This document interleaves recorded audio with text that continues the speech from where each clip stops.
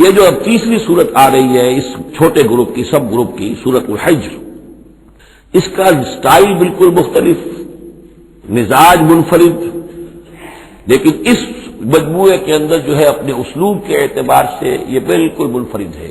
جیسے سورہ یونس، سورہ ہود جوڑے کی شکل میں، سورہ یوسف منفرد، اگرچہ اس کا ایک جوڑا ہے اور وہ ہے دوسری جگہ پر سورہ طٰہٰ، وہ اب جب پڑھیں گے تو وہاں اور بات واضح ہو جائے گی۔ دوسرا سب گروپ، اس میں یہ دو صورتیں تقریباً ایک مزاج کی، ایک ان کے درمیان جو ہے نسبت زوجیت سورہ رعد اور سورہ ابراہیم میں۔ تیسری صورت سورہ ہجر ہے۔ اب اس میں جو فرق ہے نوٹ کیجئے، سورہ رعد کے 6 رکوع ہیں اور 43 آیات ہیں، گویا کہ 7 آیات فی رکوع کا حساب بنتا ہے۔ سورہ ابراہیم کے 7 رکوع ہیں، 52 آیات ہیں، 7.5 آیت فی رکوع۔ سورہ ہجر کے 6 رکوع ہیں، 99 آیات ہیں، 16.5 آیات فی رکوع آپ کو ملیں گی۔ یہ اصل میں قرآن مجید میں مکی صورتوں میں آپ کو اسلوب کا یہ فرق نوٹ کر لینا چاہیے کہ جو ابتدائی صورتیں نازل ہوئی اس میں آیتیں چھوٹی چھوٹی، ردم بہت تیز، جیسے کہ پہاڑی نالے ہوتے ہیں، دریا ہوتے ہیں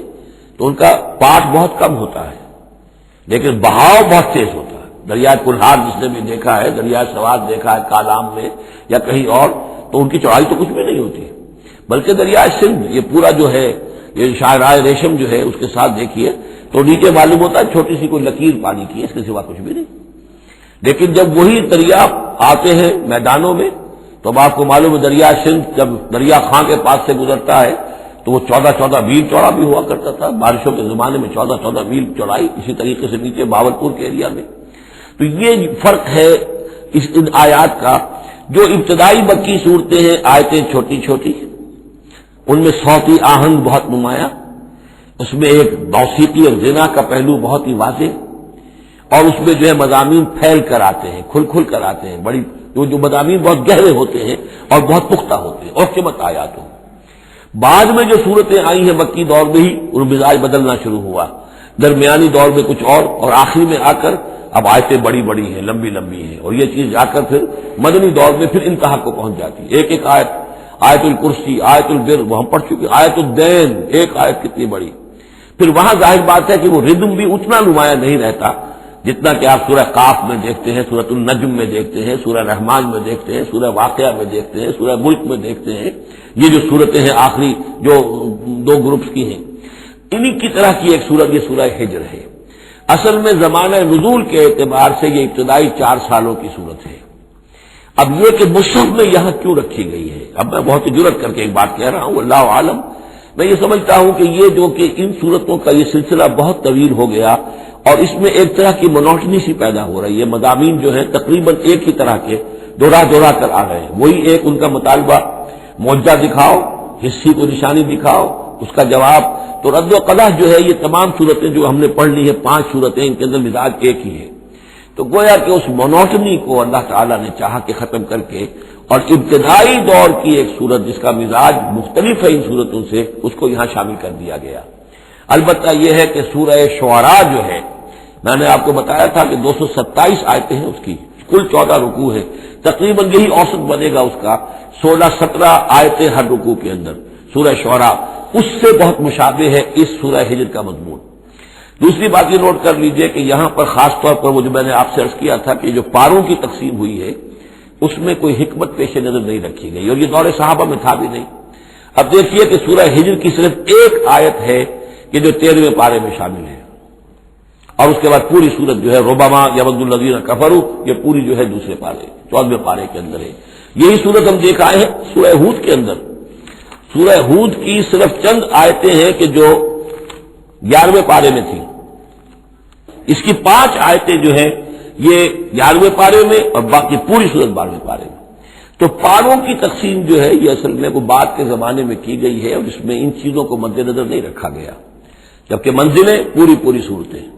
3 صورتیں، 5 صورتیں، 7 صورتیں، جیسے کہ میں آپ کو بتا چکا ہوں۔ مکی اور مدنی صورتوں میں گروپ ہے پوری صورتیں،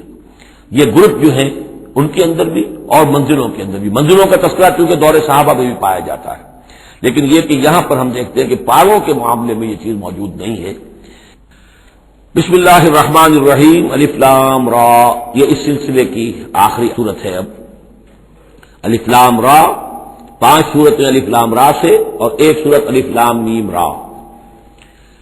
تلک آیات الکتاب و قرآن مبین، یہ اللہ کی کتاب کی آیات ہیں اور قرآن مبین کی آیات ہیں۔ ربما یود الذین کفروا لو کانوا مسلمین، ایک وقت آئے گا کہ وہ لوگ کہ جنہوں نے کفر کیا تھا حسرت کے ساتھ کہیں گے کاش کہ ہم اسلام لے آتے، وہ وقت آئے گا، ان کا کفر ان کے لیے حسرت بن جائے گا۔ ذرہم یاکلوا ویتمتعوا، اے نبی چھوڑیے ان کو، نظر انداز کر دیجئے، اپنی توجہ ان کی طرف سے ہٹا لیجئے، یہ کھا پی لیں، تمتع کر لیں، فائدہ اٹھا لیں، زمین کے اندر رہ کر جو کھانا پینا ہے، جو چرنا چگنا ہے کر لیں۔ وَيُلْهِهِمُ الْعَمَلُ، اور امیدیں ان کو غافل کیے رکھیں۔ یہ جو یلہہم العمل ہے، الہا یلہی الہاءً، غافل کر دینا۔ حدیث میں آتا ہے ما قل وکفا خیر مما کثر والہا، اگر کوئی شے کم ہے لیکن کفایت کر جائے، آپ کی ضرورت پوری ہو جائے، یہ اس سے کہیں بہتر ہے کہ زیادہ ہو اور وہ غافل کر دے۔ اگر زیادتی ہے، فراوانی ہے، رزق کی سر و سامان موجود ہے، ہر چیز، کوئی ضرورت کبھی اٹکتی نہیں، تو اللہ یاد نہیں آئے گا، اللہ سے غفلت ہو جائے گی۔ اس سے بہتر یہ ہے کہ ضرورت تو پوری ہو جائے، کسی کے سامنے دستے سوال دراز نہ کرنا پڑے، لیکن یہ ہے کہ اس سے زیادہ نہ ہو کہ تاکہ غفلت نہ ہو۔ ما قل وکفا خیر مما کثر والہا، الہاکم التکاثر، وہ صورت مبارکہ ذہن میں رکھیے۔ وَيُلْهِهِمُ الْعَمَلُ، طول عمل کہلاتا ہے، یہ انسان لمبے لمبے نقشے بناتا چلا جاتا ہے، میں یوں کروں گا، پھر ایسے کروں گا، پھر اس طرح کروں گا، پھر اس سے یہ کہ وہ کارخانہ بنا لوں گا، پھر ایک اور کارخانہ بنا لوں گا، یا یہ کہ اپنے پروفیشن کے اندر یہ کام کروں گا، اس طرح آگے بڑھوں گا، اسی میں مگن رہتا ہے، زندگی ختم ہو جاتی ہے۔ فسوف یعلمون، تو ان قریب انہیں معلوم ہو جائے گا اور انہیں حقیقت جو ہے ان پر منکشف ہو جائے گی۔ وما اہلکنا من قریۃ الا ولہا کتاب معلوم، اور ہم نے کسی بھی بستی کو ہلاک نہیں کیا مگر یہ کہ اس کا وقت معین تھا، لکھا ہوا، اس سے پہلے وہ عذاب نہیں آیا۔ ما تسبق من امۃ اجلھا وما یستاخرون، اور جب وہ وقت آ جاتا تھا تو نہ کوئی امت وہ اس سے پہلے آگے بڑھ سکتی تھی اور نہ وہ آگے نہ وہ پیچھے کر سکتے تھے۔ وہ وقت تو معین ہے اللہ کا، تو نہ وہ پیچھے کر سکتے ہیں نہ امت آگے بڑھ سکتی ہے۔ وَقَالُوا يَا أَيُّهَا الَّذِي نُزِّلَ عَلَيْهِ الذِّكْرُ إِنَّكَ لَمَجْنُونٌ، اور بڑی ڈھٹائی کے ساتھ انہوں نے کہا اے وہ شخص جس کا یہ گمان ہے کہ اس پر ذکر نازل ہوا ہے۔ یہ ترجمہ میں کر رہا ہوں، ورنہ لفظی ترجمہ کیا ہوگا؟ اے وہ شخص جس پر ذکر نازل کیا گیا ہے، انک لمجنون، ہمارے نزدیک تو تم مجنون ہو، تمہارا دماغ خراب ہو گیا ہے، تم پر جن کا عصیق کا سایہ آ گیا ہے، یا تمہارا دماغی توازن صحیح نہیں رہا۔ لہذا باب محاورہ ترجمہ ہوگا اے وہ شخص، قالوا یا ایھا الذی، اے وہ شخص جو یہ سمجھتا ہے، جس کو یہ زوم ہے، جس کا گمان ہے، نزل علیہ الذکر، کہ اس پر اللہ کی طرف سے الذکر نازل ہوا ہے، یاد دہانی نازل ہوئی ہے، انک لمجنون، ہمارے نزدیک تو تم دیوانے ہو گئے ہو۔ معاذ اللہ ثم معاذ اللہ، لو ما تاتینا بالملائکۃ ان کنت من الصادقین، کیوں نہیں لے آتے فرشتوں کی فوج ہمارے سامنے اگر تم سچے ہو۔ ما ننزل الملائکۃ الا بالحق، اور اللہ تعالیٰ کی طرف سے جواب آ رہا ہے ہم نہیں اتارا کرتے فرشتوں کو مگر حق کے ساتھ۔ فرشتے تو آتے تو عذاب لے کر آتے ہیں، فیصلہ لے کر آتے ہیں۔ فرشتے آئے تھے حضرت لوط کی قوم کے اوپر اور سدوم اور عمورہ کی بستیوں پر عذاب لانے کے لیے آ گئے تھے، تو یہ فرشتوں کو بلانا چاہتے ہیں، اپنی شامت بلانا چاہتے ہیں۔ ما ننزل الملائکۃ الا بالحق، وہ تو آتے ہیں تو آخری فیصلے کے لیے آتے ہیں۔ وما كانوا اذا منذرین، اور پھر انہیں کوئی اور مہلت نہیں دی جاتی۔ انا نحن نزلنا الذکر وانا له لحافظون، یقیناً ہم ہی نے یہ ذکر نازل کیا ہے اور ہم ہی اس کے محافظ ہیں، ہم اس کی حفاظت کریں گے۔ یہ آیت مبارکہ بہت اہم ہے، جیسا کہ اس سے پہلے بھی عرض ہو چکا ہے کہ قرآن کی محفوظیت کے معاملے میں کہ اللہ تعالیٰ نے اس کی حفاظت کا ذمہ خود لیا ہے۔ جہاں تک تو تعلق ہے انا نحن نزلنا الذکر کا، تو یہ چیز تو اپلیکیبل ہے تورات کو بھی اور انجیل کو بھی۔ تورات بھی اللہ نے نازل کی، ہم پڑھ چکے سورہ مائدہ میں انا انزلنا التوراۃ فیہا ھدی ونور، فیہا ھدی ونور۔ انجیل نازل کی ہم نے، اس میں ہدایت بھی تھی، نور بھی تھا۔ لیکن دوسرا ٹکڑا انا لہ لحافظون، ہم ہی ہیں اس کی حفاظت کرنے والے، یہ صرف ایکسکلوسیو ہے معاملہ قرآن کا، اس کے سوا کسی اور صحیفہ آسمانی اور کسی کتاب سماوی کو اللہ تعالیٰ نے ضمانت نہیں دی۔ اور اس کی وجہ یہی ہے کہ اصل ہدایت نامہ جو ابدی ہے، جو کامل ہے، وہ ابھی آنے والا ہے. لہذا یہ سابقہ ایڈیشنز جو ہے نامکمل ایڈیشنز ہیں،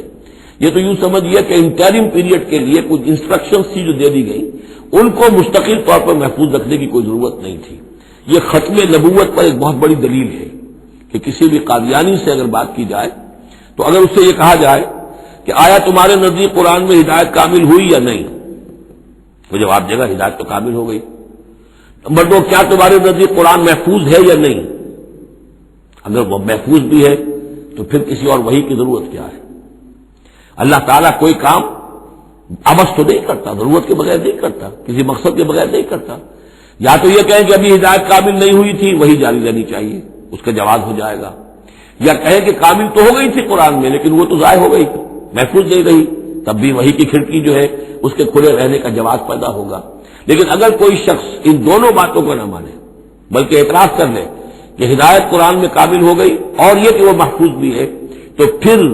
اجرائے وحی یہ تھا اصل میں جو فتنہ اٹھایا ہے غلام احمد قادیانی نے کہ وحی تو ایک نعمت تھی، کیسے بند ہو سکتی ہے، وحی کا سلسلہ جاری رہے گا.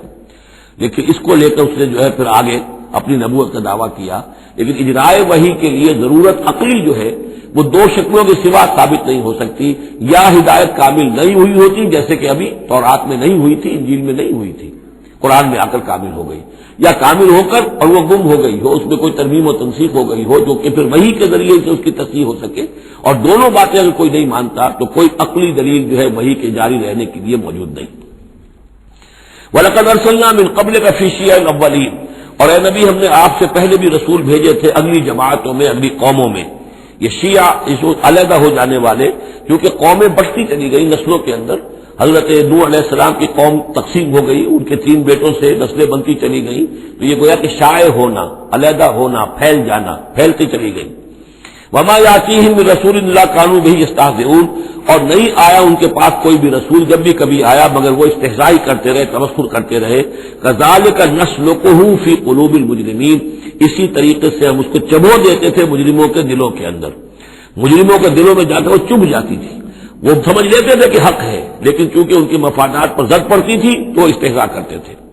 لا یؤمنون بہ، وہ ایمان نہیں لائیں گے اس پر. وقد خلت سنت الاولین، اور اے نبی یہ پہلوں کی بھی یہ سنت گزر چکی ہے. یہی طریقہ ہمیشہ رہا ہے، جیسے آج آپ آئے ہیں یا ذکر آپ پر نازل کیا گیا ہے، ایسے ہی ہم رسولوں کو بھیجتے رہے، کتابیں ان پر نازل ہوئی، لیکن یہ کہ انہوں نے مان کر نہیں دیا. وَلَوْ فَتَحْنَا عَلَيْهِمْ بَابًا مِّنَ السَّمَاءِ فَظَلُّوا فِيهِ يَعْرُجُونَ، اور اگر ہم نے اس پر آسمان کا کوئی دروازہ کھول بھی دیا ہوتا اور وہ اس میں چڑھنے لگتے، تب بھی وہ یہ کہتے لَقَالُوا إِنَّمَا سُكِّرَتْ أَبْصَارُنَا، کہ ہماری تو نگاہوں پر کوئی جادو کر دیا گیا، شکر کر دیا گیا، نظر بندی کر دی گئی تھی. بل نحن قوم مسحورون، حقیقت میں تو ہم جادو کی زد میں آ گئے تھے.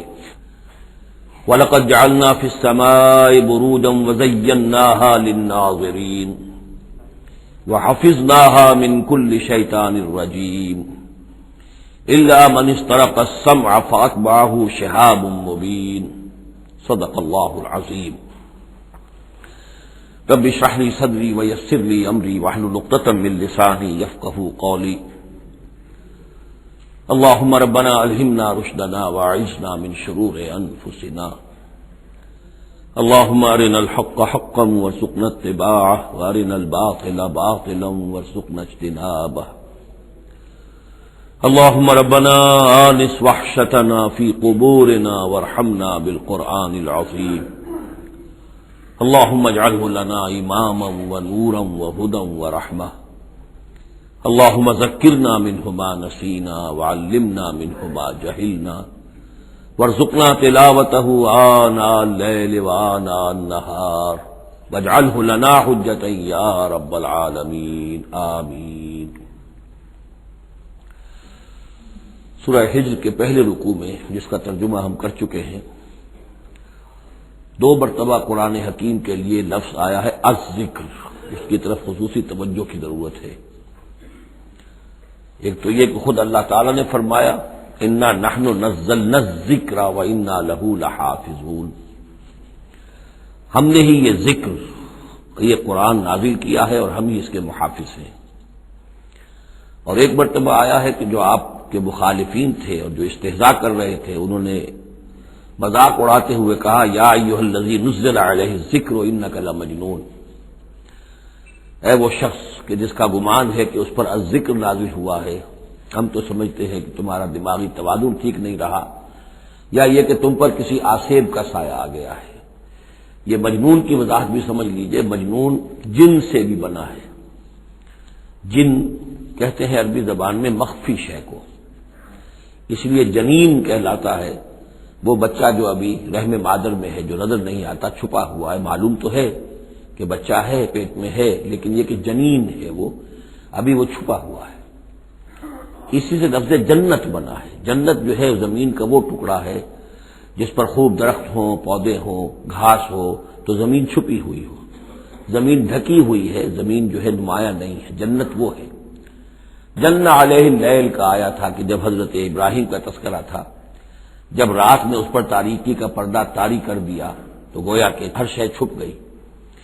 تو یہ جو جن کسی پر آ جانا، جس کو ہم کہتے ہیں اس پر کو آسیب کا سایہ ہو گیا، تو مجنون کے معنی یہ بھی تھے، اور مجنون اس کو بھی کہتے تھے کہ جس کا دماغی توازن ٹھیک نہ رہا ہو۔ اور یہ بات خاص طور پر نوٹ کرنے کی ہے کہ یہ بات اصل میں حضور کے بارے میں بالکل ابتدائی دور میں کہی گئی تھی، اور اس کے کہنے والوں میں وہ لوگ بھی تھے کہ جو معاندانہ انداز میں نہیں بلکہ ہمدردانہ انداز میں کہہ رہے تھے۔ یعنی بالکل شروع میں جب حضور نے دعویٰ کیا نبوت کا اور فرمایا کہ اس طرح میں تھا وہاں غار حرا میں، اور وہاں فرشتہ آیا ہے، جبرائیل آیا ہے، تو بہت سے لوگوں کو گمان ہوا کہ معلوم ہوتا ہے کہ کوئی بدروح، کوئی آسیب کا سایہ ہو گیا ہے انہیں۔ تو اس حوالے سے اس میں صرف مخالفت ابھی نہیں تھی، بلکہ اس میں ان کے لیے واقعتاً ایک بالکل چونکہ نئی بات تھی، لہذا یہ کہنے کا معاملہ جو ہے اس پہلو سے بھی تھا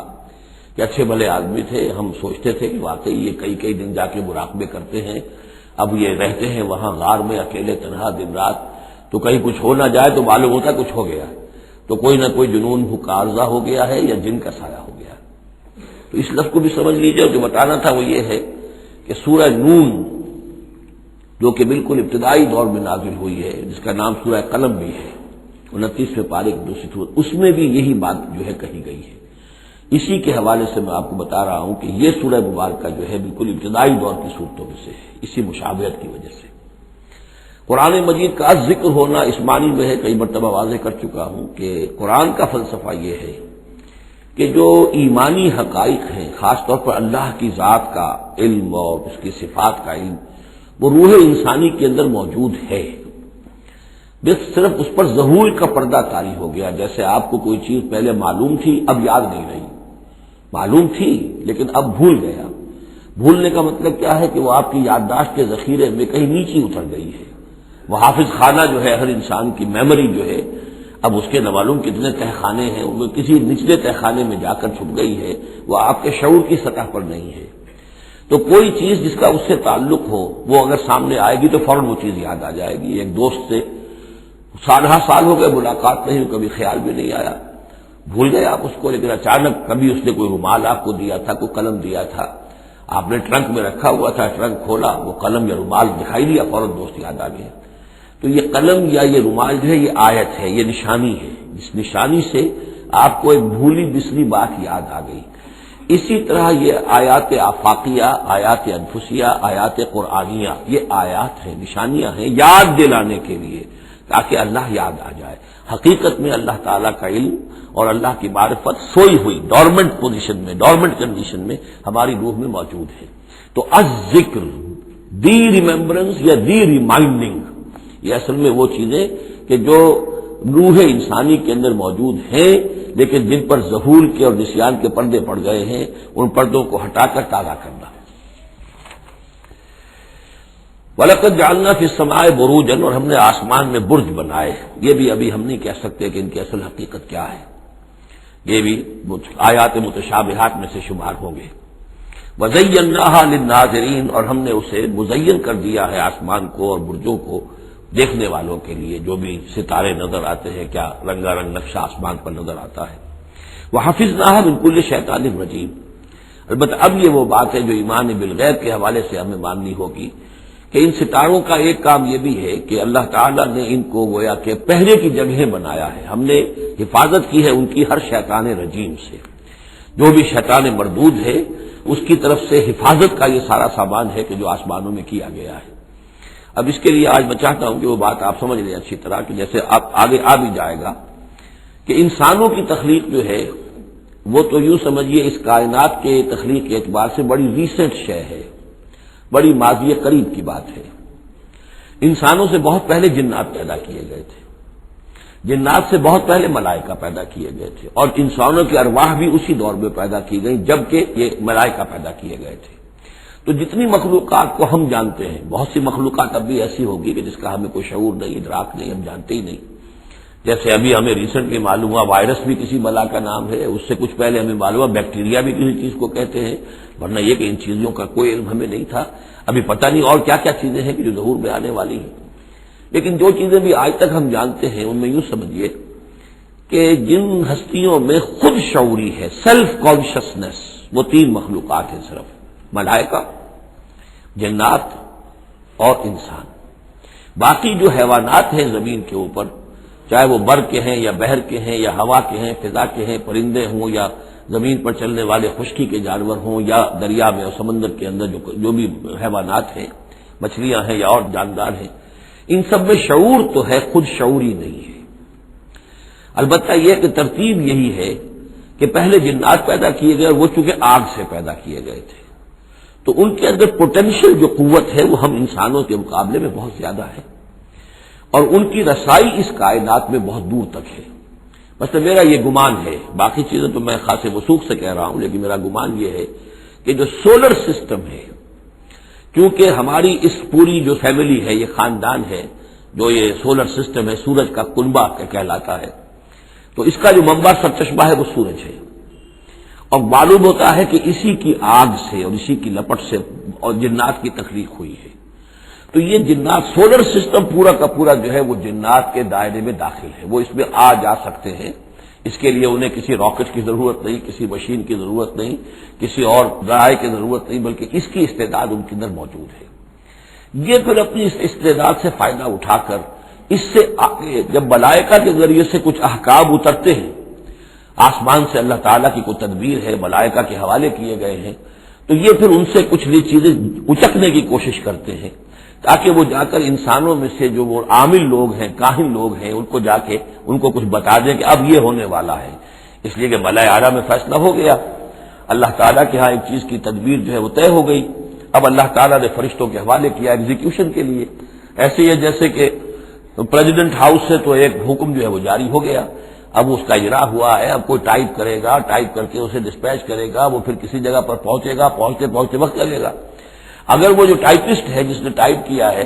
وہ ٹیلی فون کرتے کہ صاحب اب یہ حکم آنے والا ہے، وہ تو آ جائے گا، تو ظاہر بات ہے وہ حکم تو پہنچ گیا اس کو، اور اس کے حوالے سے وہ جس شخص کو اس نے یہ خبر دے دی ہے وہ اپنی دکان چمکا سکتا ہے کہ دیکھیے مجھے پہلے سے معلوم تھا کہ یہ حکم آنے والا ہے۔ تو اس کائناتی حکومت کے اندر یہ سلسلہ ہے جس کے لیے کہ پھر اللہ تعالیٰ نے اس سولر سسٹم سے آگے کی جو بھی یونیورس ہے اس میں، یہ میرا گمان ہے جو میں عرض کر رہا ہوں اللہ عالم، اس میں جنات کو آگے بڑھنے سے روکنے کے لیے ان ستاروں کے اندر وہ میزائل نصب کر رکھے ہیں کہ جب بھی کوئی جنات میں سے ادھر آگے ٹریس پاس کرنے کی کوشش کرتا ہے تو اس پر وہ میزائل پھینکا جاتا ہے، جس کو ہم شہاب ثاقب کہتے ہیں۔ یہ ہے پورا نظام کہ جو یہاں ہمارے سامنے آ رہا ہے۔ تو اس کی یہ حقیقت بہت حد تک تو یوں سمجھیے کہ ایمان بالغیب، کل من عند ربنا، ہمارے رب کی طرف سے ہے، ہم اس پر ایمان رکھتے ہیں، لیکن اب کسی نہ کسی حد تک یہ چیزیں جو ہے، جو بھی ہماری سائنٹیفک اب جو ارتقا ہو رہا ہے، ترقی ہو رہی ہے، اس کے ساتھ کسی نہ کسی درجے میں کوآپریشن ہو جاتی ہے۔ وَحَفِظْنَاهَا مِنْ كُلِّ شَيْطَانٍ رَجِيمٍ، اور ہم نے حفاظت کر لی ہے ان آسمانوں کی ان شیاطین سے کہ جو مردود ہیں۔ إِلَّا مَنِ اسْتَرَقَ السَّمْعَ، سوائے اس کے کہ جو کوئی چرا کے لے بھاگا، مطلب یہ کہ فرشتہ نازل ہو رہا ہے اور فرشتے کے ساتھ احکام بھی ہیں، کیونکہ وہ نوری ہے، یہ ناری ہے، نور اور نار کے درمیان فاصلہ بہت تھوڑا ہے، بہت قرب ہے، لہذا اس کی بدولت اسی وجہ سے یہ جن تھا عزازیل، لیکن فرشتوں کے ساتھ اس کا اٹھنا بیٹھنا تھا، انہی میں شامل تھا، اسی لیے ان کی جو آپس میں جو ان کا قرب ہے اس کی وجہ سے فرشتوں سے کوئی اچک لیتے ہیں۔ الا من استرق السمع، اگر کسی نے کوئی چیز سن لی اور سن کر وہ بھاگا، فاتماہ شہاب مبین، تو اس کا پیچھا کرتا ہے ایک انگارہ چمکتا ہوا۔ یہ مثائل ہیں کہ جو اللہ تعالیٰ نے نصب کیے ہوئے ہیں۔ والارض مددناها، اور زمین کو ہم نے پھیلا دیا جیسے بستر پھیلایا جاتا ہے، والقینا فیہا رواسیا،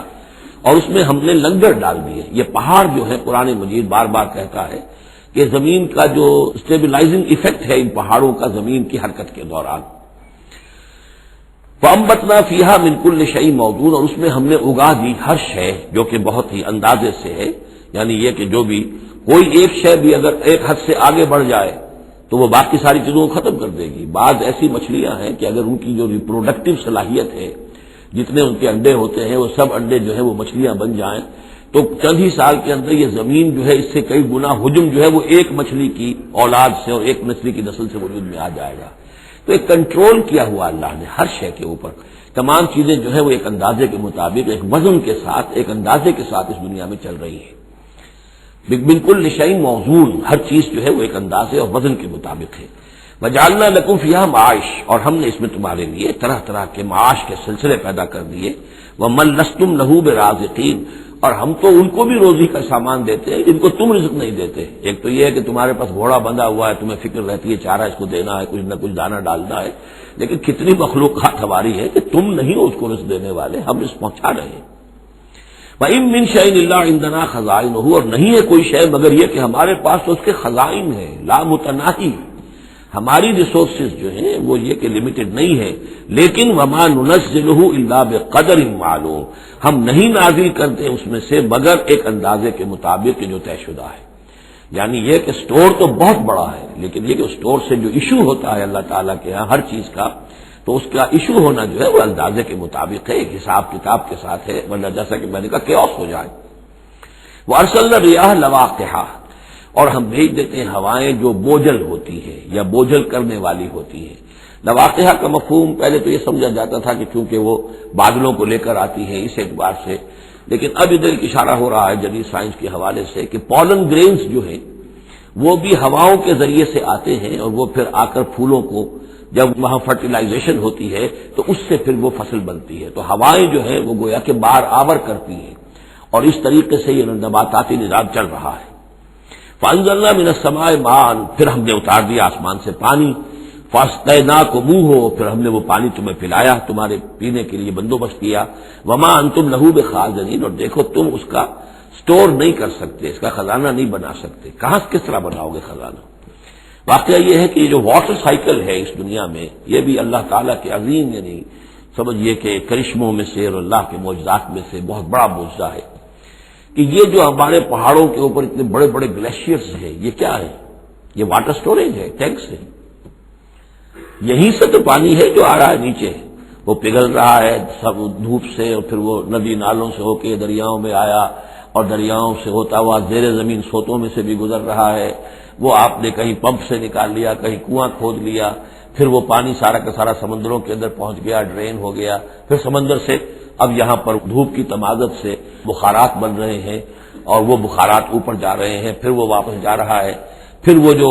اوور ہیڈ ٹینکس ہیں وہ پھر جو ہے ریپلینش ہو رہے ہیں، وہ ساری جو کمی ہو گئی تھی پھر نئی برف پڑ گئی ہے، نیا سٹور۔ یہ جو نظام ہے اللہ کا، اور یہ واٹر سائیکل سے ہی زندگی قائم ہے۔ مبدأ حیات پانی ہے، مادہ تخلیق حیوانات کا، اس دنیا کے حیوانات ہیں ان کا مادہ تخلیق مٹی ہے،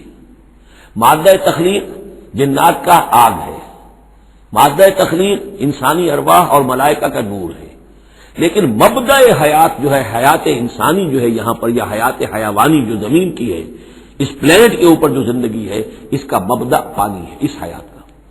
تو اب یہ پانی کا سائیکل ہے جو چل رہا ہے۔ وَمَا أَنْتُمْ لَهُ بِخَازِنِينَ، تم اس پانی کا کتنا خزانہ کر سکتے ہو، کتنا سٹور کر سکتے ہو، کس طرح کا نظام چلا سکتے ہو، کتنے بڑے پیمانے پر یہ واٹر سائیکل جو ہے اللہ تعالیٰ نے اس دنیا کے اندر چلایا ہوا ہے۔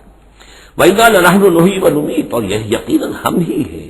جو باقی بھی رکھتے ہیں اور موت بھی وارد کرتے ہیں، زندہ بھی رکھتے ہیں، موت بھی وارد کرتے ہیں، وَنَحْنُ الْوَارِثُونَ، اور پھر ہم ہی وارث ہوں گے۔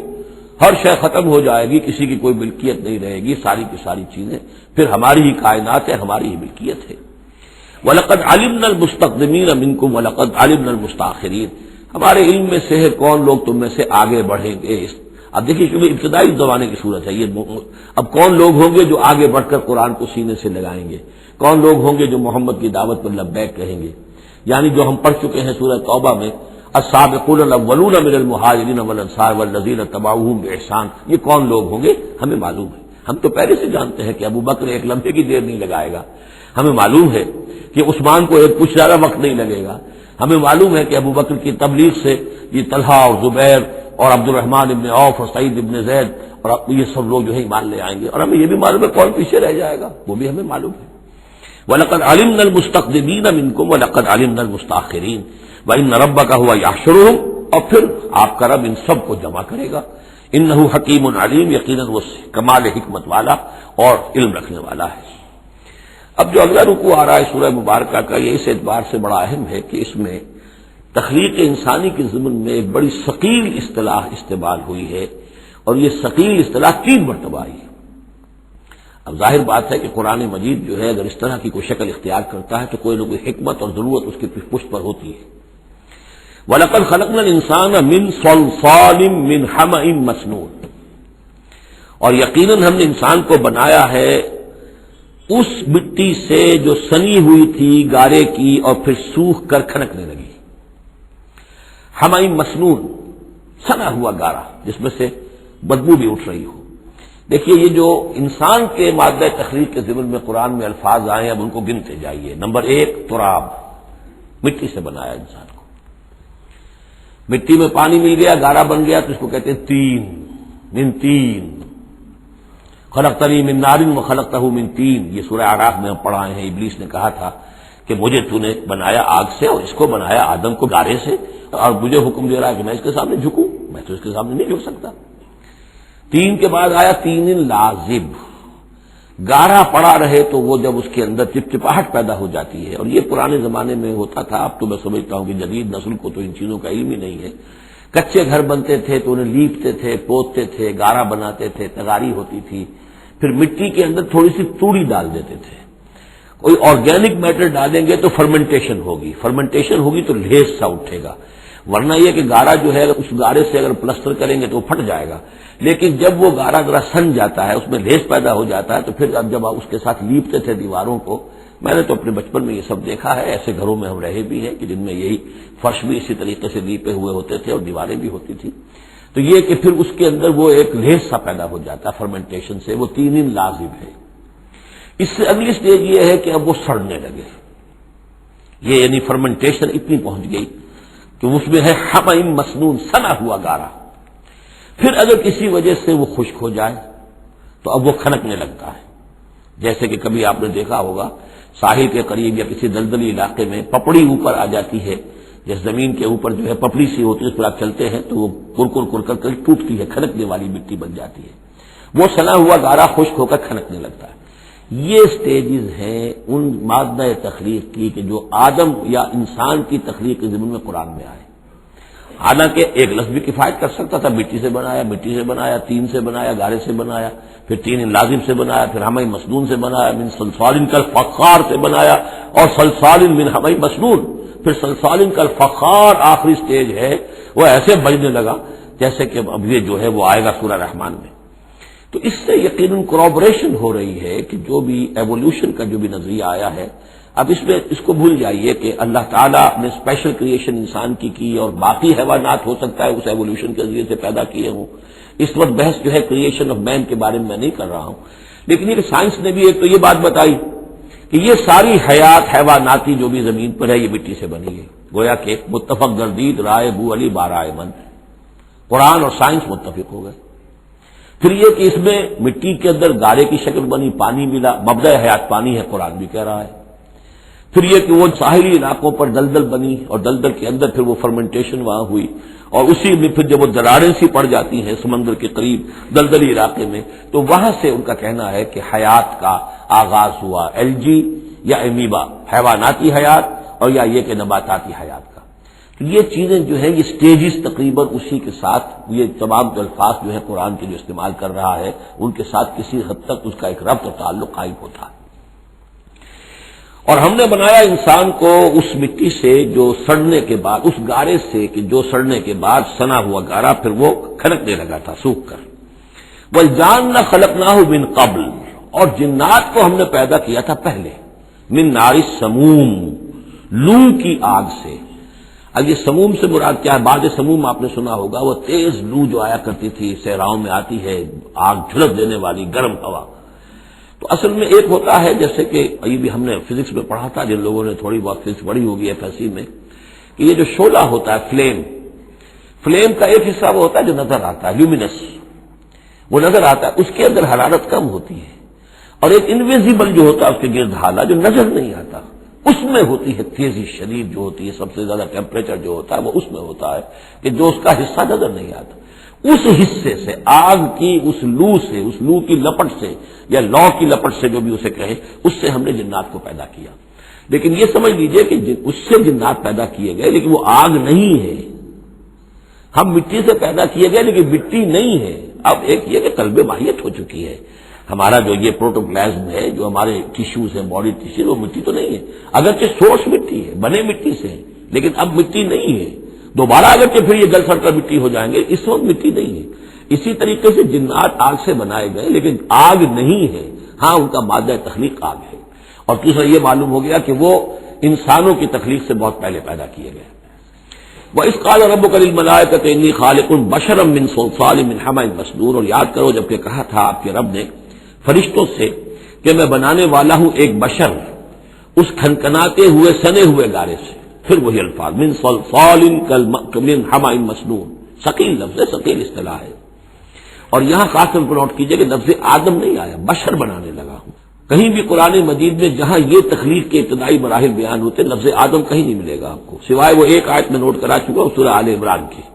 عیسیٰ کی مثال بھی اللہ کے نزدیک آدم کی سی ہے، خلقہ من تراب ثم قال له کن فیکون، وہ ایک مثال موجود ہے، لیکن باقی کہیں آپ کو بشر، انسان، جب میں بنانے والا ہوں ایک انسان اس مٹی سے سنے ہوئے گارے کی جو سوکھ کر کھنکھنانے لگی ہے، فَإِذَا سَوَّيْتُهُ، جب میں اس کا تسویہ کر لوں۔ تخلیق کے بعد تسویہ ہوتا ہے، جیسے کسی شے کا ایک ہیولہ بن گیا، پھر اس کی نوک پلک سنواری جاتی ہے۔ مین سٹرکچر جو ہے کسی بلڈنگ کا کھڑا ہو گیا، اب اس کا آرکیٹیکچرل ٹچز ہیں، اس کے اوپر ڈیکوریشن ہے، اس پہ پینٹنگ ہے، یہ تسویہ ہے۔ فَإِذَا سَوَّيْتُهُ، پھر جب میں اسے پوری طرح نک سک سے درست کر دوں، صحیح بنا دوں، پورا کر لوں، وَنَفَخْتُ فِيهِ مِن رُوحِي، اور پھونک دوں میں اس میں اپنی روح میں سے، کہ روحی ضمیر متکلم کا صیغہ ہے، سیدھا سیدھا۔ فَقَعُوا لَهُ سَاجِدِينَ، تو گر پڑنا اس کے سامنے سجدے میں۔ فَسَجَدَ الْمَلَائِكَةُ كُلُّهُمْ أَجْمَعُونَ، اب یہ تیسری مرتبہ پڑھ رہے ہیں ہم قرآن حکیم میں یہ قصہ آدم و ابلیس۔ تو کیا سجدہ سب فرشتوں نے، کل کے کل نے، سب نے مل کر۔ دیکھیے یہ جو ہے تاکید کی انتہا ہے، فرشتوں میں سے کوئی بھی مستثنیٰ نہیں رہا، نہ جبرائیل، نہ میکائیل، نہ اسرافیل، الا ابلیس، سوائے ابلیس کے۔ اور اس میں پھر گمان ہوتا ہے کہ سر یہ بھی فرشتہ تھا، فرشتہ نہیں تھا، اس کی وضاحت سورہ کہف میں مل جائے گی۔ ابا ان یکون مع الساجدین، اس نے انکار کیا سجدہ کرنے والوں کے ساتھ ہونے سے۔ قال یا ابلیس ما لک الا تکون مع الساجدین، اللہ نے فرمایا ابلیس کیا ہوا تجھے، کیا سبب ہے، تو کیوں نہیں ہوا سجدہ کرنے والوں کے ساتھ؟ قال لم اکن لاسجد لبشر خلقته من صلصال من حمأ مسنون، اس نے کہا میرے لیے یہ روا نہیں ہے، میرے لیے ممکن نہیں ہے کہ میں سجدہ کروں اس بشر کو جس کو تو نے پیدا کیا ہے سنے ہوئے گارے سے، جبکہ وہ کھنکھنانے لگا ہوا۔ قال فاخرج منها فإنك رجيم، اللہ نے فرمایا کہ نکل جاؤ یہاں سے، اس میں سے نکل جاؤ، اس لیے کہ اب تم مردود ہو گئے ہو۔ وَإِنَّ عَلَيْكَ اللَّعْنَةَ إِلَىٰ يَوْمِ الدِّينِ، اور اب تم پر لعنت رہے گی یوم الدین تک، جزا و سزا کے دن تک، یوم بعث بعد الموت تک۔ قال رب فانظرنی الی یوم یبعثون، تو اس نے درخواست کی کہ پروردگار پھر مجھے ذرا مہلت دے دے، ڈھیل دے دے اس دن تک کے لیے جس دن کے یہ دوبارہ اٹھائے جائیں گے۔ قال فإنک من المنظرین، اللہ تعالیٰ نے اسی شان بے نیازی کے ساتھ فرمایا اچھا جاؤ ٹھیک ہے، تمہیں ڈھیل دے دی گئی، تمہیں یہ رخصت مل گئی، تمہیں یہ چھوٹ مل گئی، مہلت مل گئی۔ الی یوم الوقت المعلوم، اس وقت معین کے دن تک، یعنی یہ کہ اس وقت تک تم زندہ رہو گے۔ وہ ابلیس جو ہے جن، ویسے جنوں کی زندگیاں شاید انسانوں سے زیادہ ہوتی ہوں، میں نہیں جانتا کتنی ہوتی ہیں، لیکن یہ کہ کوئی اور جن نہیں ہے کہ جو اس وقت سے آج تک زندہ ہو سوائے اس ایک جن کے جس کا نام عزازیل تھا، اور یہ جن جو ہے وہ ابھی تک زندہ ہے خود اپنی اسی ذات کے ساتھ، باقی اس کی اولاد، اس کی اور نسل جو ہے، اس کی ذریت ہے، وہ اپنی جگہ ہے۔ قال رب فبما اغويتني، اب اس نے کہا پروردگار جو تو نے مجھے گمراہ کیا، اب نوٹ کیجئے وہ گمراہی کو اللہ کی طرف منسوب کر رہا ہے۔ بما اغويتني، تو نے جو مجھے گمراہ کیا ہے، لأزينن لهم في الارض ولأغوينهم اجمعين، تو میں اب ان کو یعنی آدم کی اولاد، آدم اور حوا کی اولاد کو میں زمین میں ان کو خوب مزین کر دوں گا، زمین ان کے لیے یہ اسی میں گم ہو جائیں گے، زمین اور اس کی چمک دمک اور اس کی رونقیں اور زیبائشیں آرائشیں ان کی نگاہوں میں کھب جائیں گی۔ وَلَأُغْوِيَنَّهُمْ أَجْمَعِينَ، تجھے بھول جائیں گے وہ لگ جائیں گے انہی چیزوں کے اندر، اور میں ان سب کو گمراہ کر کے چھوڑوں گا۔ لَأُغْوِيَنَّهُمْ أَجْمَعِينَ، سب کو، إِلَّا عِبَادَكَ مِنْهُمُ الْمُخْلَصِينَ، سوائے ان میں سے ان کے کہ ان کو تو اپنا خاص بندہ بنا لے، تو اپنا خاص بندہ بنا لے، مخلص کر لے، یہاں پہ وہی نوٹ کیجئے مخلص ہے، مخلصین، جن کو تو خالص کر لے اپنے لیے، ظاہر بات ہے کہ اس پر تو میرا زور نہیں چلے گا، باقی یہ کہ میں کسی کو چھوڑوں گا نہیں۔ قال هذا صراط علی مستقیم، اللہ تعالیٰ نے فرمایا ٹھیک ہے، یہ راستہ ہے میری طرف سیدھا، یعنی یہ میرے اور تمہارے درمیان معاملہ طے ہو گیا، میں نے تمہیں چھوٹ دی، تم اپنا زور لگا لو، جس طرح بھی چاہو بہکا لو، باقی یہ کہ ان عبادی لیس لک علیہم سلطان، میرے بندوں پر تجھے اختیار کوئی نہیں ہوگا، یعنی اختیار کسی بھی انسان پر نہیں ہے، یہ نہیں کہ جس کو اللہ نے مخلص کر لیا ہو اس پر اختیار نہیں، اختیار اسے کسی بھی انسان پر نہیں ہے۔ ان عبادی لیس لک علیہم سلطان الا من اتبعک من الغاوین، سوائے ان کے کہ جو خود تیری پیروی کرے، خود غاوین میں سے ہو، خود ان کے اندر غواہ ہو، خود ان کے اندر سرکشی ہو، خود وہ جو ہے وہ اپنی نفس پرستی کی طرف مائل ہو، وہ اب تو تیری پیروی کریں گے، ان کو تو جدھر چاہے لے جا، جس کھائی میں چاہے لے جا کے ان کو پھینک دے، اور جس جہنم کی جس وادی میں چاہے ان کو گرا دے، مجھے اس سے دلچسپی نہیں، لیکن یہ کہ میرے کسی بندے پر تجھے اختیار حاصل نہیں ہوگا۔ وَإِنَّ جَهَنَّمَ لَمَوْعِدُهُمْ أَجْمَعِينَ،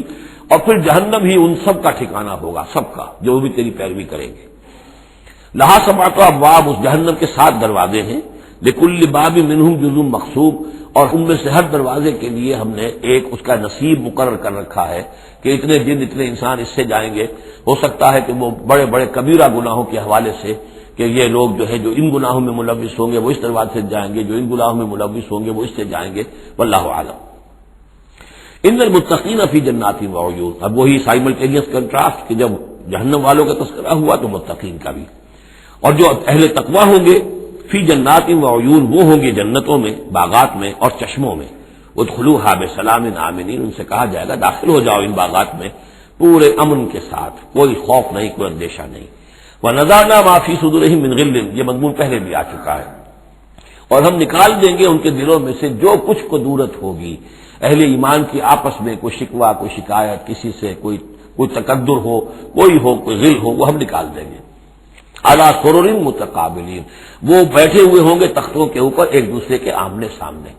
جب کسی سے ناراضگی ہو تو آدمی آنکھیں چار نہیں کرتا بلکہ نظر چڑا جاتا ہے، لیکن جب کوئی ایسی بات نہیں، دل صاف ہے، تو آمنے سامنے بیٹھ کے گفتگو باتیں کریں گے، سینگ آئی ٹو آئی۔ متقابلین لا یمسهم فیہا نصب، انہیں نہیں پہنچے گی اس میں نہ تو کوئی تکان، وما هم منہا بمخرجین، نہ پھر وہ اب اس سے نکالے جائیں گے، جب اہل جنت میں داخل ہونے کے بعد کسی کا وہاں سے نکلنے کا امکان نہیں۔ نبئ عبادی، اے نبی میرے بندوں کو بتا دیجئے، انی انا الغفور الرحیم، کہ میں یقیناً غفور ہوں، رحیم ہوں۔ میری اصل شان تو یہ ہے، لیکن وان عذابی هو العذاب العلیم، میری ایک دوسری شان بھی ہے، اور وہ یہ ہے کہ میرا عذاب تو وہ بھی بہت دردناک عذاب ہے، لہذا کوئی آدمی جو ہے وہ نڈر نہ ہو جائے، نچنت نہ ہو جائے، وہ میری مغفرت کی امید بھی رکھے، میری رحمت سے آس بھی لگائے رکھے، لیکن یہ کہ میرے عذاب سے ڈرتا بھی رہے، بین الخوف والرجاء، یہ کیفیت رہنی چاہیے۔ وَنَبِّئْهُمْ عَنْ ضَيْفِ ابراہیم، اور ذرا ان کو بتا دیجئے حالات ابراہیم کے جو مہمان آئے تھے ان کے بارے میں، وہی جو پہلے ہم پڑھ چکے ہیں سورہ ہود میں۔ اذ دخلوا علیہ فقالوا سلاما، جب وہ داخل ہوئے حضرت ابراہیم کے ہاں مکان پہ آئے، انہوں نے کہا سلام۔ قال انا منکم وجلون، تو حضرت ابراہیم نے کہا کہ ہمیں تو تم سے کچھ خوف آ رہا ہے، آپ لوگ کون ہیں، ذرا اپنی آئیڈینٹی بتائیے۔ قالوا لا تخف انا نبشرک بغلام علیم، انہوں نے کہا کہ نہیں ڈریے نہیں، ہم تو آپ کو ایک بڑے صاحب علم بیٹے کی بشارت دینے آئے ہیں۔ قال بشرتمونی علی ان مسنی الکبر فبما تبشرون، تو حضرت ابراہیم نے فرمایا کہ یہ کیا بشارت آپ مجھے دے رہے ہیں، اس کے باوجود، علی یہاں علی الرغم کے معنی میں، اس کے باوجود کہ مجھ پر بڑھاپا طاری ہو چکا ہے، تو ذرا سوچ سمجھ کے بشارت دیجیے، کوئی غلطی تو نہیں لگی ہے آپ کو۔ قالوا بشرناک بالحق، انہوں نے کہا نہیں، ہم نے بشارت آپ کو دی ہے حق کے ساتھ، قطعی اور حقیقی بات ہے، شدنی امر ہے، یہ ہو کر رہنے والا ہے۔ فلا تکن من القانتین، تو اے ابراہیم آپ تو پھر نا امید لوگوں میں سے تو نہ ہو جائیے، مایوس نہ ہو جائیے۔ قال ومن یقنط من رحمت ربہ الا الضالون، تو حضرت ابراہیم نے کہا کہ ہاں یہ بات تو آپ صحیح کہہ رہے ہیں، اللہ تعالیٰ کی رحمت سے مایوس تو صرف وہی ہو سکتے ہیں جو گمراہ ہوں. یہ اللہ کی قدرت، اللہ کی رحمت. عین بڑھاپے میں اللہ مجھے اولاد دے دے، 87 برس کی عمر میں بیٹا دے دے، جیسے اس نے حضرت یحییٰ کی والدہ کو، جو کہ بالکل بانجھ رہی ساری عمر، اور حضرت زکریا جو ہیں بہت بوڑھے ہو چکے تھے، اسی طریقے سے معاملہ یہاں بھی ہوا ہے. قال فما خطبکم ایھا المرسلون، اب انہوں نے پوچھا کہ اے فرشتادو، اے جو بھیجے گئے ہو، ایلچی ہو، تمہارا کیا معاملہ ہے؟ یعنی کس قدر جا رہے ہو، کیا قصد ہے، کیا ارادہ ہے؟ قالوا انا ارسلنا الى قوم مجرمین، ان کا کہ ہمیں بھیجا گیا ہے ایک مجرم قوم کی طرف. الا آل لوط، سوائے آل لوط. آپ لوط کے گھر والوں کو، اس کے گھر والوں کو تو ہم بچا لیں گے. انا لمنجوہم اجمعین، ان سب کو ہم بچا لیں گے، نجات دیں گے. الا امرأتہ، اس میں بھی ایک استثناء ہے، سوائے اس کی بیوی کے. قدرنا انہا لمن الغابرین، ہم نے یہ اندازہ کر لیا ہے کہ وہ جو ہے پیچھے رہنے والوں میں سے ہوگی. فلما جاء آل لوط المرسلون، تو جب یہ لوط کے گھر پہنچے یہ فرشتادے بھیجے ہوئے اللہ کی طرف سے ایلچی جو آئے تھے، قال انکم قوم منکرون، وہی بات حضرت لوط نے فرمائی کہ آپ لوگ کچھ اجنبی سے لوگ ہیں، میں آپ کو جانتا نہیں، آپ کون لوگ ہیں، کہاں سے تشریف لائے ہیں. قالوا بل جئناک بما كانوا فيه يمترون، ان کا نہیں بلکہ ہم تو وہ شے لے کر آئے ہیں آپ کے پاس جس کے بارے میں یہ یہاں کے رہنے والوں کو شک تھا. آپ جب کہتے تھے کہ تم باز نہیں آؤ گے، خبیث فعل کو نہیں ترک کرو گے، شرک سے باز نہیں آؤ گے، تو تم پر اللہ کا عذاب آئے گا، یہ اس میں شک کرتے تھے، مذاق اڑاتے تھے. اب وہ شے ہم لے کر آئے ہیں. وَأَتَيْنَاكَ بِالْحَقِّ وَإِنَّا لَصَادِقُونَ، اب ہم اللہ تعالیٰ کے آخری فیصلے کے ساتھ، قطعی اور شدنی فیصلے کے ساتھ آئے ہیں، اور ہم سچے ہیں، جو بات ہم کہہ رہے ہیں وہ درست ہے. فَأَسْرِ بِأَهْلِكَ بِقِطْعٍ مِّنَ اللَّيْلِ، تو آپ اپنے گھر والوں کو لے کر نکل جائیے رات کے ایک حصے میں، کہ ابھی رات باقی ہو، صبح ہونے سے پہلے پہلے نکل جائیے. وَاتَّبِعْ أَدْبَارَهُمْ، اور آپ بھی ان کے پیچھے پیچھے جائیے. وَلَا يَلْتَفِتْ مِنكُمْ أَحَدٌ، اور کوئی آپ میں سے پیچھے مڑ کر اب دیکھے نہیں، یعنی کوئی دوستی، کوئی یاد آ رہی ہو، کوئی تعلقات اب ستا رہے ہوں دل کو. وَامْضُوا حَيْثَ تُؤْمَرُونَ، اور اب چلے جائیے وہاں جہاں آپ کو حکم ہوا ہے. وَقَضَيْنَا إِلَيْهِ، اور یہ بات ہم نے اس کو بتا دی، یہ فیصلہ ہم نے کنوے کر دیا اسے. ذَلِكَ الْأَمْرُ، یہ فیصلہ. ان دابر هؤلاء مقطوع مصبحین، کہ ان لوگوں کی جڑ صبح ہوتے ہی کاٹ دی جائے گی.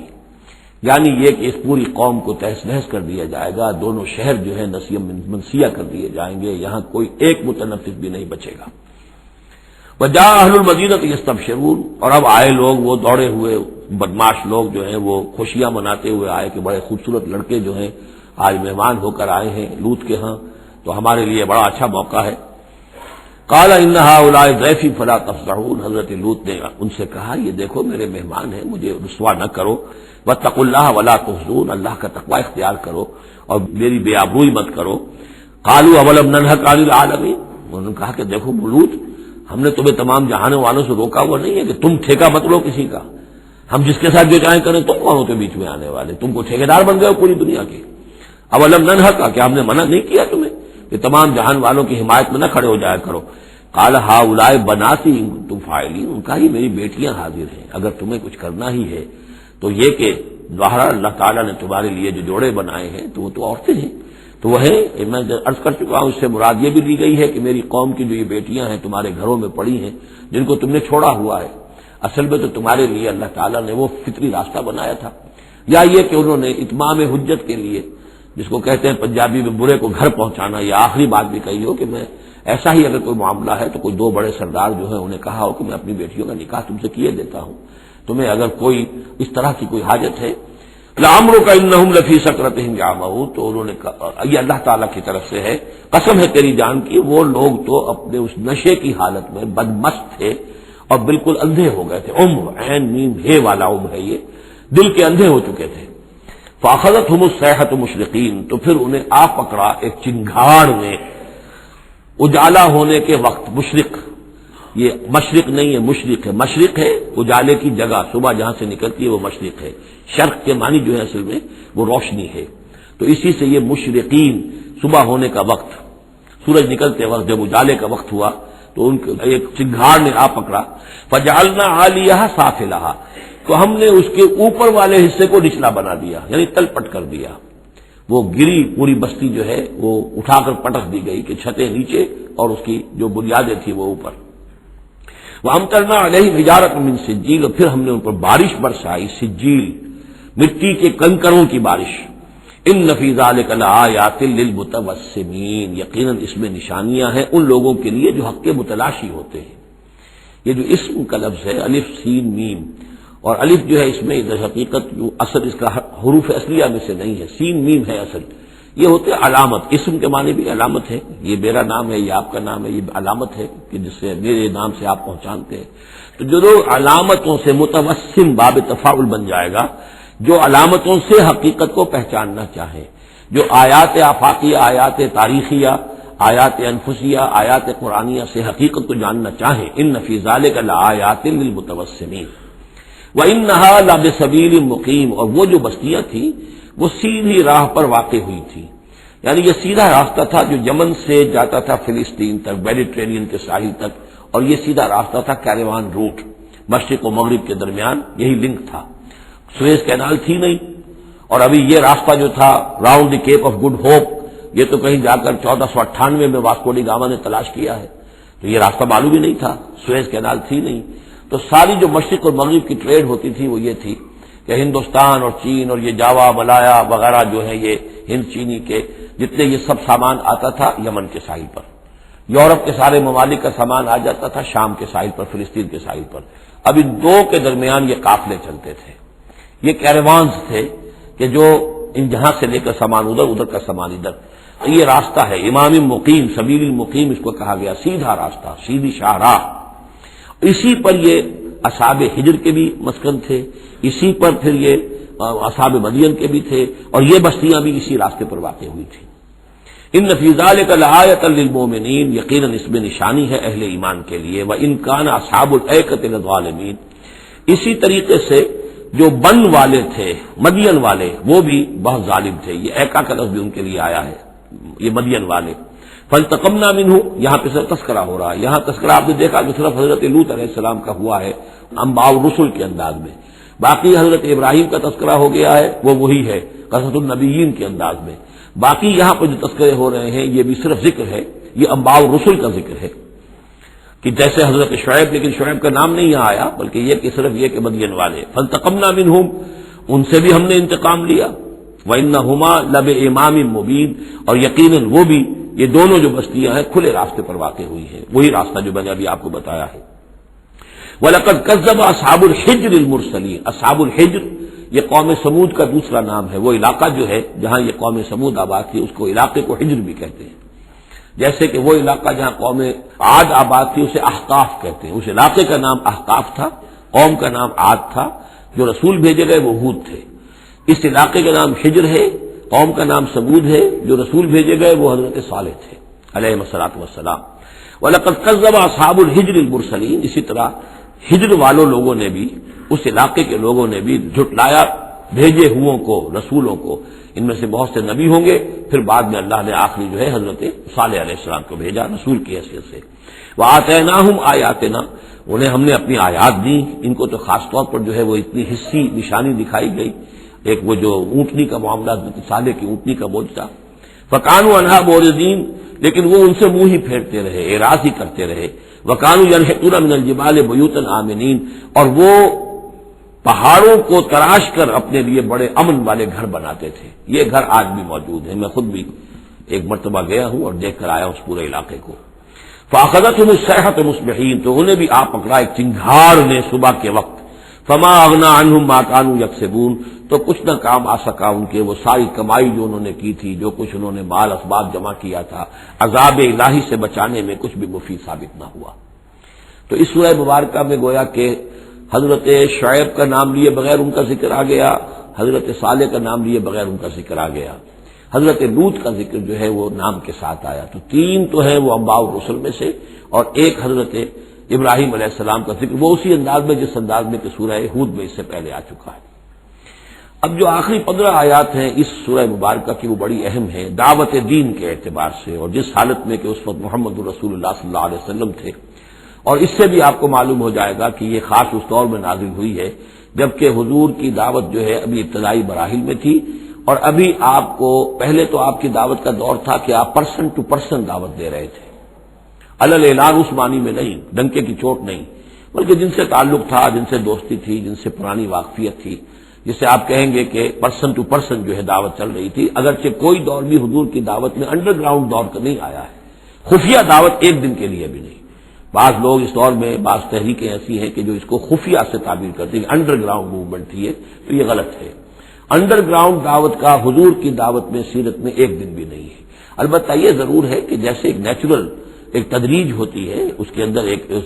ترقی ہوتی ہے کسی معاملے کے اندر، پہلے آپ نے ذاتی جن سے تعلقات تھے، حضرت ابوبکر بہت پرانے دوست تھے، ان سے سب سے پہلے ان سے بات کی ہے، گھر میں حضرت خدیجہ جو آپ کی اہلیہ تھی ان سے بات کی، حضرت علی ہیں جو چچا زاد بھائی ہیں بلکہ زیر تربیت ہیں، زیر کفالت ہیں، ان سے بات کی ہے، اپنا جو غلام تھا جسے آزاد کر کے منہ بولا بیٹا بنایا ہوا ہے اس سے بات کی، اس طریقے سے پرسن ٹو پرسن۔ لیکن پھر یہ کہ تقریباً 3 سال کے بعد پھر آپ کو حکم ہوا کہ اب آپ ڈنکے کی چوٹ علی اعلان دعوت شروع، وہ آیت اس صورت میں آ رہی ہے۔ وما خلقنا السماوات والارض وما بینہما الا بالحق، اور ہم نے نہیں بنایا، تخلیق فرمایا آسمانوں کو اور زمین کو اور جو کچھ ان کے مابین ہے مگر حق کے ساتھ۔ پرپز فل کریشن ہے، یہ پرپز لیس نہیں ہے، ایٹ رینڈم نہیں ہے، یہ کوئی کھلندرے کا کھیل نہیں ہے جیسے کہ ہندو مائتھولوجی میں ہے، رام کی لیلا ہے، جیسے کوئی بچہ ہے کھیلتا ہے۔ اب بچے کے کھیلنے میں کوئی حکمت تھوڑا ہی ہوتی ہے، اس نے ایک کھلونا اٹھایا اور پٹخ دیا، پھر کوئی دوسرا اٹھایا پھر پٹخ دیا، پھر پہلا اٹھا لیا، اب اس میں کوئی حکمت تو نہیں ہے۔ اسی طریقے سے رام جی جو ہیں کھیل رہے ہیں، جس کو چاہتے ہیں تخت سے اٹھا کر زمین پہ پٹخ دیتے ہیں، جس کو چاہتے ہیں وہ جو تیلی کو اٹھا وہ راجا بنا دیتے ہیں، تو یہ کھیل ہے رام کا، رام کی لیلا ہے یہ، تو یہ تصور اسلام میں نہیں ہے، یہ کائنات کی تخلیق بالحق ہے۔ ربنا ما خلقت ھذا باطلا سبحانک فقنا عذاب النار، تیری ذات اس سے بہت اعلیٰ اور ارفع ہے، پاک ہے کہ تیرے بارے میں یہ گمان کیا جائے کہ تو نے یہ کائنات ایسے ہی بنا دی کھیلنے کے لیے، اور یہ کوئی آپ تیرا مشغلہ ہے نہیں۔ وما خلقنا السماوات والارض وما بینہما الا بالحق وان الساعة لآتیۃ، اس حق کا فیصلہ یہ ہے، اس حق کا منطقی نتیجہ یہ ہے کہ قیامت آ کر رہے، اس لیے کہ باقی تمام چیزیں تو انسانوں کے لیے پیدا کی گئی ہیں، ان کی ساری توجہ یہی ہو جائے گی انسان کاہے کے لیے پیدا کیا گیا، اور خاص طور پر انسان میں جو اخلاقی حص رکھی گئی ہے، by very nature, by his very nature he knows this is good this is evil, یہ جو اس کے اندر ایک شعور ہے، ایک تمیز ہے، یہ ایول ہے یہ گڈ ہے، یہ اچھا ہے یہ برا ہے۔ اب اس کا نتیجہ کیا نکل رہا ہے؟ یہاں تو الٹے نتیجے نکلتے ہیں، بہت سے اچھے لوگ جو ہیں انہیں فاقے آ رہے ہوتے ہیں، اور بہت بدماش جو ہیں وہ یہاں پہ عیش کر رہے ہوتے ہیں۔ تو یقیناً کوئی اور زندگی ہونی چاہیے، اور یقیناً کوئی دن ہونا چاہیے کہ جس میں بھرپور حساب کتاب ہو جائے،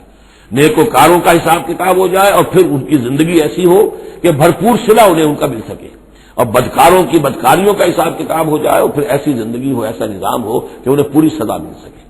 تو یہ گویا کہ حق کا تقاضا ہے۔ وما خلقنا السماوات والارض وما بینہما الا بالحق وان الساعة لآتیۃ، قیامت آ کر رہے گی۔ فاصفح الصفح الجمیل، تو اے نبی آپ ذرا ابھی خوبصورتی کے ساتھ درگزر سے کام لیجئے، یعنی یہ کہ یہ مجرم کہیں بھاگ کے نہیں چلے جائیں گے، ہماری پکڑ سے نکل نہیں جائیں گے، قیامت آئے گی، ایک کیفر کردار کو پہنچ جائیں گے۔ ابھی آپ ذرا تحمل کیجئے، صبر سے کام لیجئے۔ فاصفح الصفح الجمیل، ابھی ہماری مرضی اس میں ہے کہ ہم ان کی رسی دراز کریں، یہ جو کچھ کہہ رہے ہیں برداشت کر لیجئے، سن لیجئے، سنا انسنا کر لیجئے، یہ جو آپ صبر کریں گے اس سے آپ کے درجات بلند ہوتے چلے جائیں گے۔ لیکن فوری طور پر آپ کے دل میں اگر یہ خیال پیدا ہونے بھی لگے بربنائے طب بشری کے انہیں سزا ملنی چاہیے، یہ بدبخت مجھے کیا کہہ گیا ابھی، یہ مجھے پاگل کہہ گیا، اور یہ مجھے ساحر کہہ گیا یا مسحور کہہ گیا، نہیں، فاصفح الصفح الجمیل، ابھی ذرا آپ خوبصورتی کے ساتھ چشم پوشی کیجئے، نظر انداز کیجئے۔ ان ربک هو الخلاق العلیم، یقیناً آپ کا رب جو ہے وہ وہی ہے جو پیدا کرنے والا ہے، خلاق ہے، اور ظاہر بات ہے جس نے پیدا کیا ہے وہ جانتا بھی ہے۔ سورہ ملک میں ہم پڑھیں گے الا یعلم من خلق وهو اللطیف الخبیر، کیا اسی کے علم میں نہیں ہوگا جس نے پیدا کیا ہے؟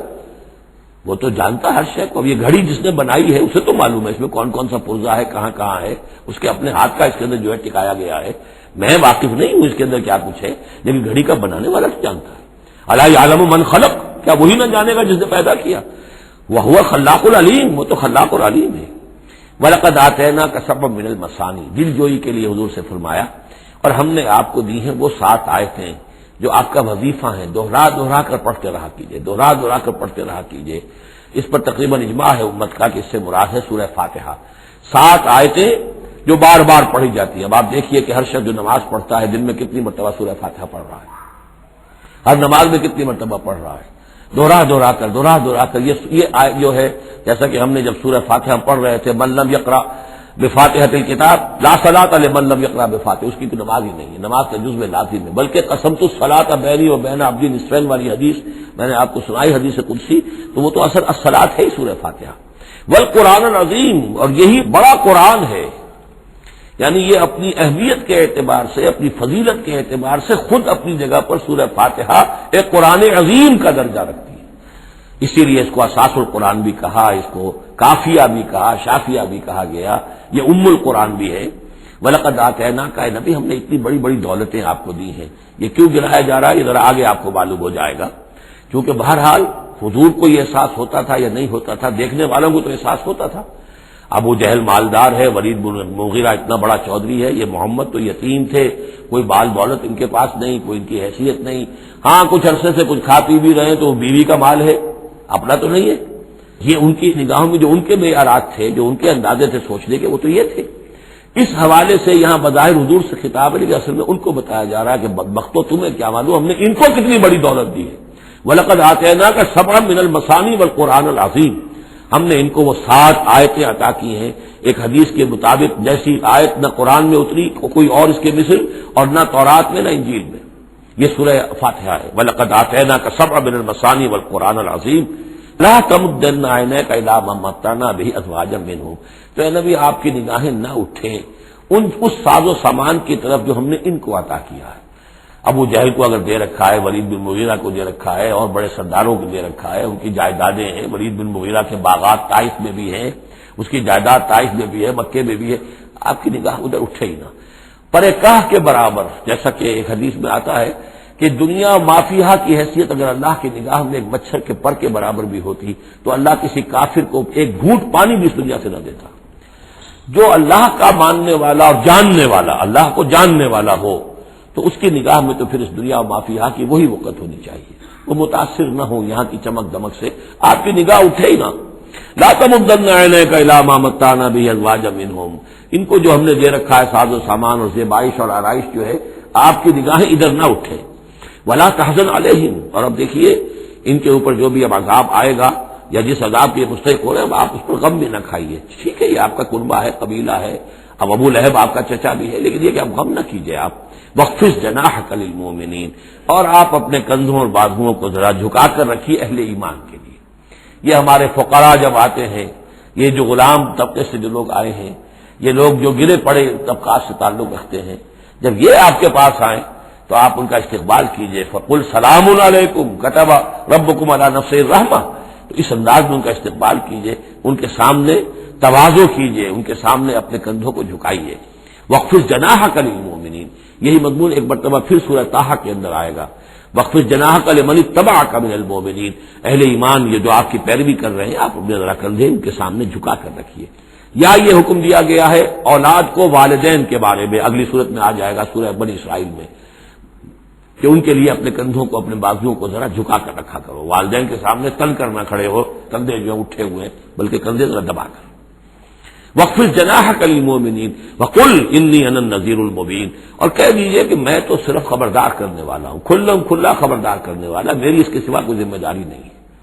كَمَا أَنزَلْنَا عَلَى الْمُقْتَسِمِينَ، جیسے کہ ہم نے نازل کیا ہے ان پر کہ جنہوں نے تقسیم کر لیا ہے، الذین جعلوا القرآن عضین، قرآن کو انہوں نے بوٹیاں بنا لیا ہے، اس کو توڑ کے ٹکڑے کر دیا ہے۔ اب اس کے اندر دو رائے ہیں، ایک تو یہ کہ اس قرآن سے مراد یہی قرآن ہے، اور مذاق اڑایا کرتے تھے لوگ، یہ جو بھی تھے ابو جہل اور اس کے ساتھی، بھائی فلاں سورت تو میری ہے، وہ تمہیں لے جاؤں گا، وہ فلاں سورت جو محمد کہتا ہے وہ تم لے جانا، وغیرہ وغیرہ، آپس میں وہ تقسیم کرتے تھے ہنسی مذاق میں۔ تو اس حوالے سے انہوں نے قرآن کو بوٹیاں بنا کر اپنے اندر تقسیم کرنا شروع کر دیا ہے۔ ایک رائے یہ ہے، مجھے وہ زیادہ قرین قیاس معلوم ہوتا ہے کہ قرآن کے لفظ کا اطلاق تورات پر بھی ہوا ہے، کہ یہ قرآن وہ ہے جو محمد پر نازل ہوا صلی اللہ علیہ وسلم۔ ولا بالذی بین یدیہ، ایک اور جگہ ہم آگے چل کر دیکھیں گے، وہ قرآن جو اس سے پہلے تھا، اور وہ گویا کہ تورات تھی، اللہ کی کتاب۔ تو جس طریقے سے تورات کے ٹکڑے ٹکڑے کر دیے تھے یہود نے،